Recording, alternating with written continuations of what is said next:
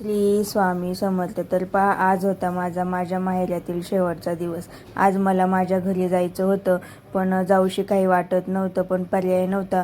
दिदीचे 10वीचे class वगैरे चालू होणार होते, त्यामुळे मला पुन्हा माझ्या माहेरातून माझ्या घरी आज यायचं श्री स्वामी समर्थ. नमस्ते सर्वांना. तर पहा, आत्ताच गावावरून आले. संध्याकाळचे 7 वाजलेत. पहा, गावावरून यायला थोडा उशीरच झाला, कारण की रस्त्यामध्ये जरा आता उन्हाळा आहे, सगळ्यांना सुट्ट्या आहेत मे महिन्याच्या. त्याच्यामुळे सगळ्यांना सुट्ट्या असल्यामुळे रोडला एवढं ट्रॅफिक होतं की घरी येता येता 7 वाजले. आणि गावावरून आल्यानंतर पहा तुम्ही, घरामध्ये किती पसारा झालाय तो, कारण की गावावरून आणलेलं सामान वगैरे तसंच ठेवलंय. अजून म्हटलं आधी स्वयंपाक वगैरे करून घ्यावा.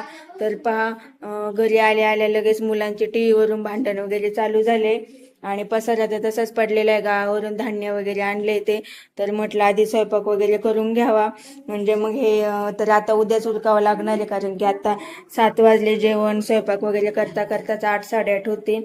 म्हटलं आधी स्वयंपाक करावा आणि नंतर मग बाकीची कामं झाले तर ठीक आहे, नाहीतर मग उद्या करावा.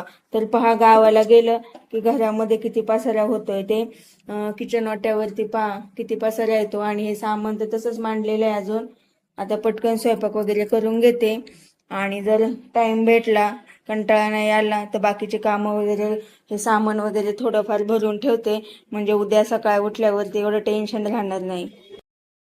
स्वयंपाक वगैरे पटकन करून घेतला. पहा, तर स्वयंपाकाला आज बनवलं होतं चपाती भात, आणि आज पार्सल काजूची भाजीच आणली होती, आणि रस आईने दिलेला होता.